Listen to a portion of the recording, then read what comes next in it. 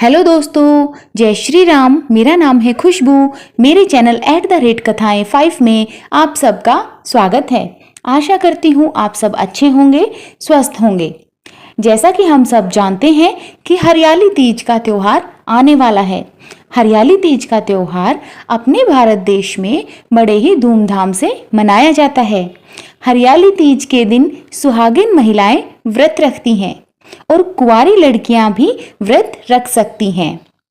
हरियाली तीज के दिन सभी सखी सहेलियां मिलकर एक दूसरे के घर जाकर आपस में बधाइयां देती हैं और झूला झूलती हैं। हरियाली तीज के दिन सभी के घरों में नए नए पकवान भी बनाए जाते हैं और इसी तरह बड़े चाव के साथ हरियाली तीज का त्योहार भारत देश में मनाया जाता है।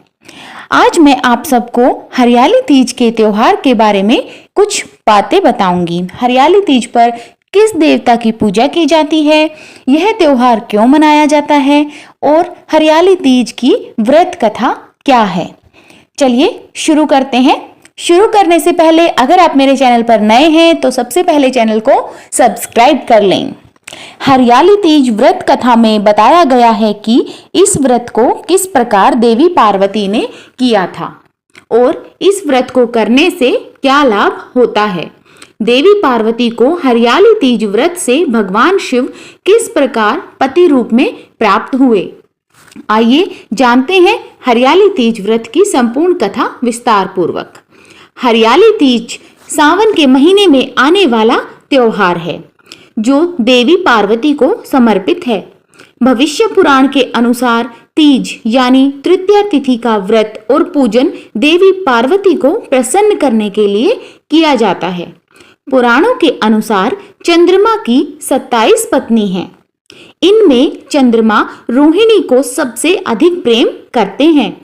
पुराण के अनुसार रोहिणी ने तृतीया तिथि का व्रत किया था, जिससे रोहिणी के प्रति चंद्रमा का प्रेम सबसे अधिक है।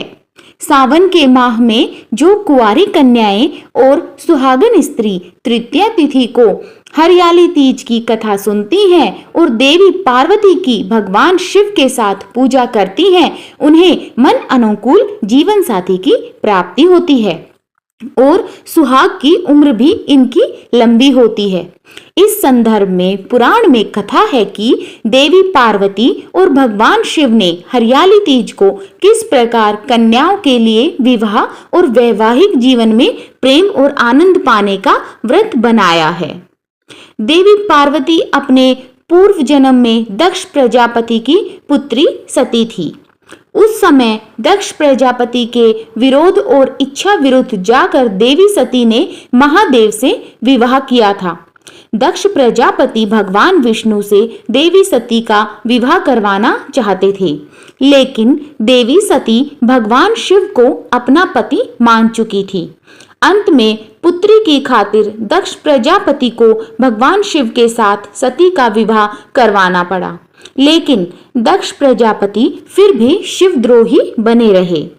एक समय दक्ष प्रजापति ने भव्य यज्ञ का आयोजन किया, जिसमें सभी देवी देवताओं, नाग, किन्नर, गंधर्व, ऋषियों को आमंत्रित किया।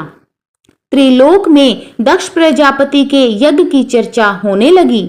बात देवी सती के कानों में भी आई और वह दुखी हुई कि उनके पिता ने महादेव और उन्हें यज्ञ में शामिल होने के लिए आमंत्रित नहीं किया। इस बात से देवी सती को बहुत दुख हुआ और फिर भी वह बिना बुलाए पिता के यज्ञ में जाने की जिद करने लगी। महादेव ने देवी सती से कहा कि हे देवी, बिना बुलाए पिता के घर जाने से भी मान सम्मान की हानि होती है, इसलिए मेरी बात मानो और तुम ना जाओ। लेकिन देवी सती अपनी जिद में शिव की बात को मानने को तैयार न हुई और शिव से कहने लगी कि आप भले ही ना जाएं, लेकिन मैं अपने पिता के यज्ञ में जरूर जाऊंगी। और वह शिव की आज्ञा लिए बिना ही मायके चली गई। दक्ष प्रजापति ने जब देवी सती को बिना बुलाए आया देखा तो देवी सती और महादेव का बड़ा अपमान किया। उस समय देवी सती को महादेव की बातों को स्मरण हुआ आया और अपनी भूल पर वह प्रायश्चित करने लगी। सती ने कहा कि महादेव के मना करने पर भी मैं यहाँ आई और मेरे कारण मेरे पति का अपमान हुआ है, अतः अब किस मुंह को लेकर शिव के समक्ष जाऊंगी। दुखी और क्रोधित हुई सती उसी समय पिता के यज्ञ कुंड में शिव का ध्यान करते हुए कूद गई और सती हो गई। देवी सती के अग्नि कुंड में देह त्याग की सूचना मिलते ही भगवान शिव अत्यंत क्रोधित होकर वीरभद्र को प्रकट किया, जिसने दक्ष प्रजापति के यज्ञ को नष्ट कर दिया। इसके बाद शिव जी घोर साधना में लीन हो गए। इधर देवी सती को भगवान शिव की आज्ञा का उल्लंघन करने का दंड भी मिला और उनके कई जन्म हुए। इस तरह देवी सती के 108 जन्म हुए। 107 जन्मों तक वह भगवान शिव को पुनः पति रूप में पाने के लिए तपस्या करती रही।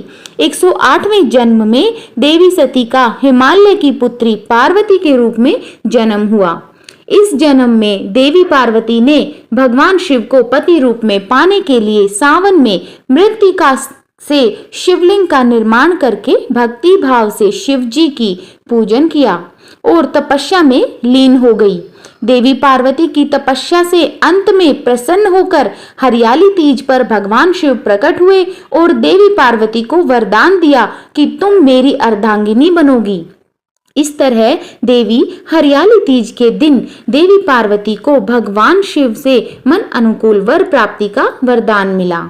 इसके बाद भगवान शिव ने देवी पार्वती के आग्रह पर कहा कि जो भी कुंवारी कन्या हरियाली तीज का व्रत करके भगवान शिव और देवी पार्वती की पूजा करेगी, उसे कामना के अनुसार सुयोग्य पति की प्राप्ति होगी और जो सुहागन महिला हरियाली तीज का व्रत करेंगी, उनका वैवाहिक जीवन प्रेम और सुख से भरा रहेगा।